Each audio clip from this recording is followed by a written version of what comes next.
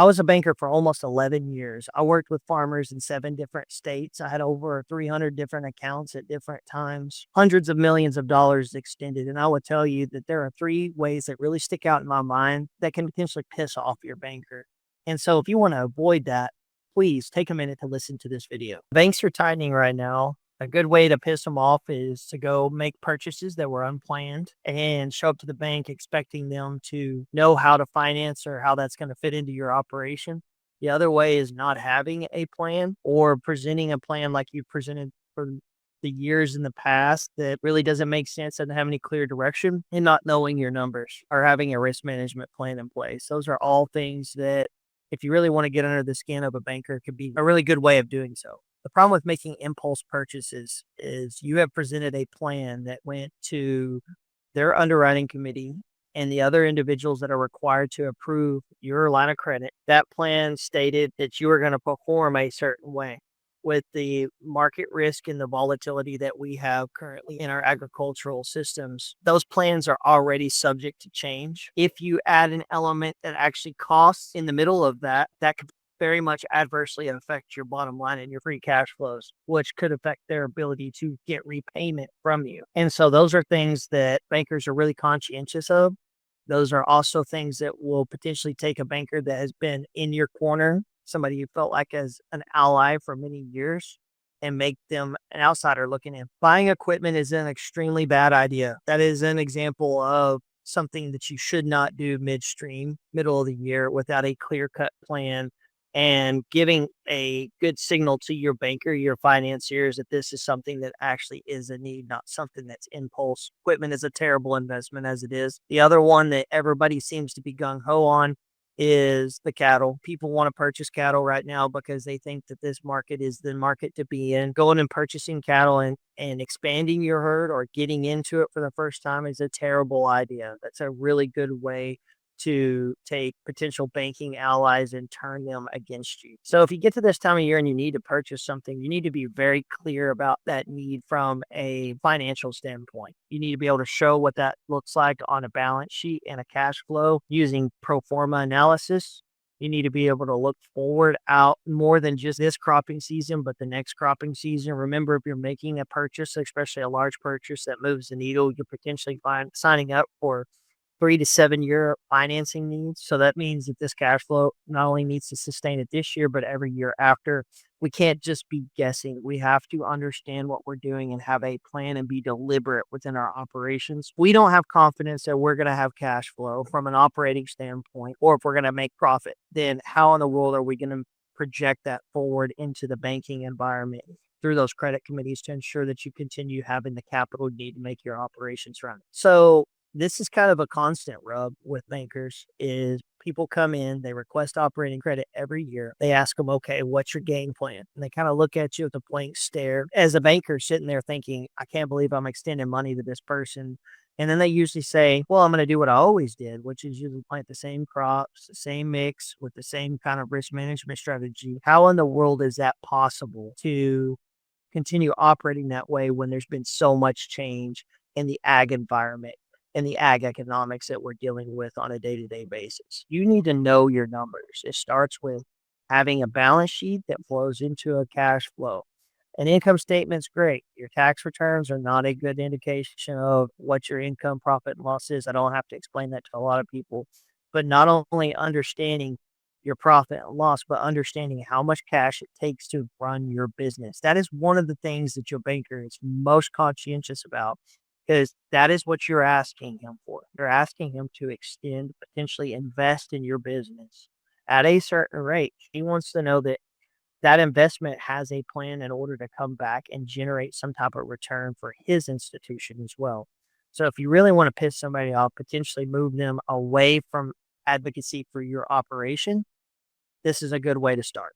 I think a farmer feels a lot of different emotions when they walk into the bank. And I think it depends on the individual. Some of them feel entitled because they walk in and they've done it the same way they've always done it. Their dad was a good borrower for them for years and years and years. And so that entitlement is usually projected when they walk in. If you have that particular mentality, that's a really bad way to enter into a banking relationship, because you have to understand that the risk is different than what we dealt with in the past, and the banks are now reeling and contracting and starting to try to digest whether they actually want to be in agriculture.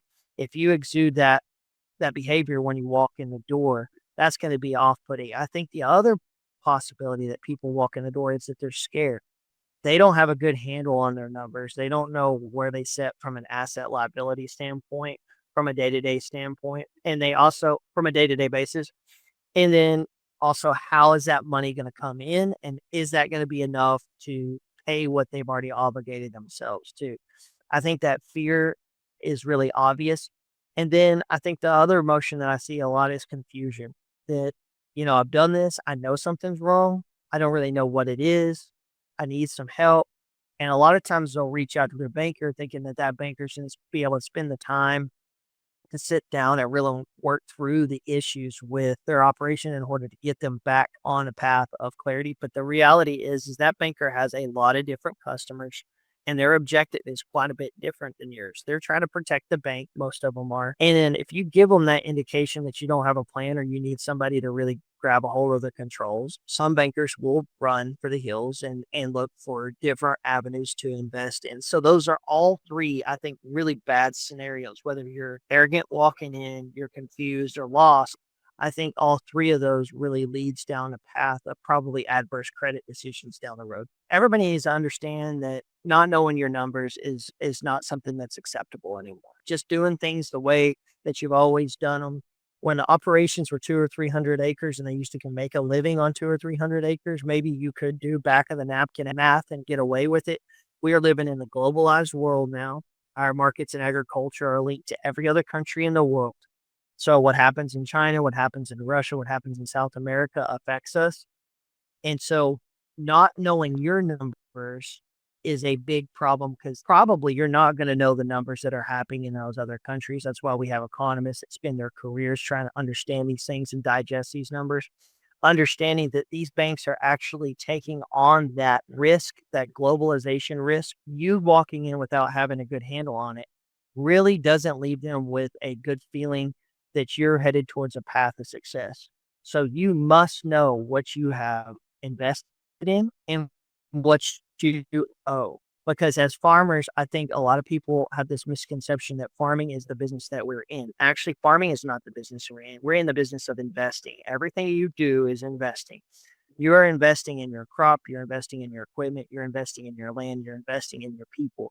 If you don't understand how you've invested and how your operation has come to the point it has today, how are we going to be able to assess your operations risk against the volatility of the market that we're now facing?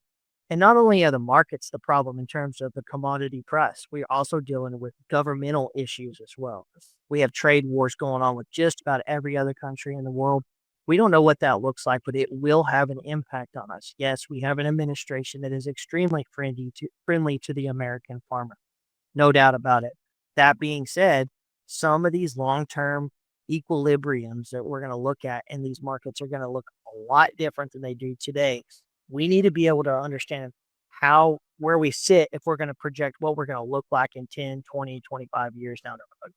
From an ag banker's perspective, I worked in that industry for a very long time. And I can tell you the feeling that I got as a lender working with somebody that came in and didn't have their stuff together versus somebody that really knew their operation and knew what they wanted to accomplish and how they have gotten to the point they are today is totally different. My willingness to go out and advocate for somebody is much higher for somebody that I felt like was constantly gauging the risk and not just going through the motions. I grew up in an area out in West Texas where it's primarily cotton farming. There are a lot of years where you can't pencil a profit raising cotton, and there are some alternatives that have come into that area. Lots of times the question comes up, why would you even plant cotton? Well, that's the only thing I know to do. Why would you go into the business of farming knowing that you're going to lose money? Sometimes it's better to go back to the board and reassess. The act of doing something for the sake of doing something because you have that resource is not a good enough justification for doing it. Roundabout a way saying, know your numbers, know your plan, get in the business of knowing your business everywhere you go. The more you understand what it takes to operate your people on a day to day basis, your equipment and your land, the better decisions you're going to make, the further refined you're going to become as a business owner and an operator, and the more profit that's ultimately going to be generated, which the long term goal is taking that profit and building wealth and equity and making good, smart investment decisions with it. And so when I talk to these two different people, somebody that doesn't have a plan, somebody that does, I have to be confident that if I were to extend them money, I would do the same with my own money, not just the bank's.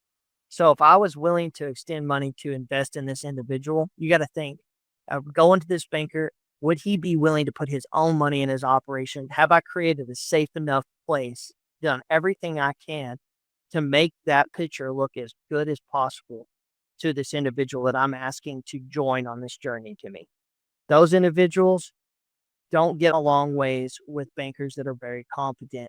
On the other end, you got somebody that's prepared and can explain every element of his business. The feeling that I would get as a banker is I am going to fight for this person because this is the kind of people we need to keep in agriculture. People that are good stewards of our earth, people that understand how to make food and create that everlasting food supply that makes our country as powerful it is. So those are two different polar opposite feelings that you get. And that's an emotional roller coaster because I wouldn't say that we get a heavy concentration of people that really have a plan. And I would say if you want to be in a position to be an A-rated person that everybody wants to be associated with, it starts by getting back to the fundamentals. Is what we preach here at Legacy Farmer is understanding your numbers first. Then we build on that, understanding your team, going into goals, and refining those goals to where we can actually chase them and measure them. So if you want to get back to the basics and understand your business at the most granular scale, we'll start with a balance sheet. We'll get into the income statement and go into the cash flow so that you have a full grasp of what you're doing on a day-to-day basis. We can help you with that here at Legacy Farmer. Please click the link below and start down that journey.